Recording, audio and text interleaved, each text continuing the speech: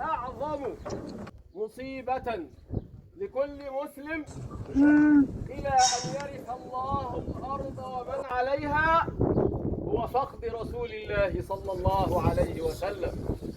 وكل منا يفقد عزيز ويفقد أبا ويفقد أخا، فمن عظمت عليه مصابه فليتذكر مصابه في رسول الله صلى الله عليه وسلم حتى يصبر ويحتسب، فإنما يوفى الصابرون أجرهم بغير حساب.